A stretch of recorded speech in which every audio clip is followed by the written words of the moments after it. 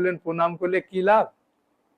হ্যাঁ, প্রণামে সমস্ত দুঃখ নাশনম, আমি তোমার সমস্ত দুঃখ নাশ করে দেবো, আমার প্রণাম করো।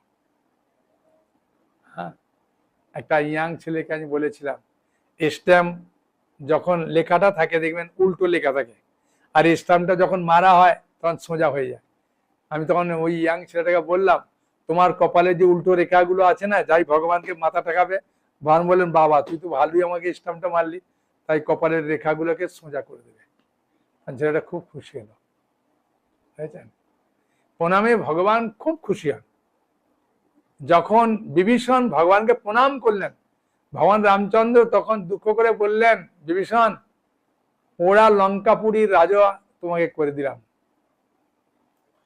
সুগ্রীব হাসতে হাসতে বলছেন, প্রভু লঙ্কাপুরীর রাজা তো বিভীষণকে করে দিলেন, প্রণাম করা মাত্রই আপনি এত খুশি হন প্রণামে? তখন ভগবান হাসতে হাসতে বললেন, হ্যাঁ। সুগ্রীব বলছেন, প্রভু যদি রাবণ এসে প্রণাম করে আপনাকে কি করবেন? তখন ভগবান রামচন্দ্র বলছেন, আমি রাবণকে পুরা আলিঙ্গন করে তাকে অযোধ্যার সিংহাসনে বসিয়ে দেবো।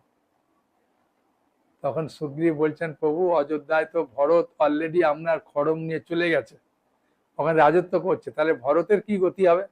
তখন ভগবান হাসতে হাসতে বলছেন, ভরতকে আমি বৈকুণ্ঠের সিংহাসনে বসিয়ে দেবো।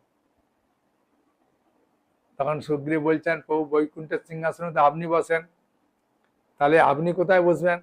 বললে আমি তাদের দাস হয়ে সেবা করব। ভগবানকে প্রণাম করলে কি লাভ? তাই ভগবান বলছেন যে তোমার মনটা আমাকে দাও, তুমি আমার ভক্ত হও, আমাকে পূজা করো, আমাকে প্রণাম করো। ভগবান নিজেই এইভাবে বলে প্রচার করতে শুরু করলেন। তাই ভগবানের বাণী যখন আমরা প্রচার করব তখন ভগবান অত্যন্ত খুশি হবেন। খুশি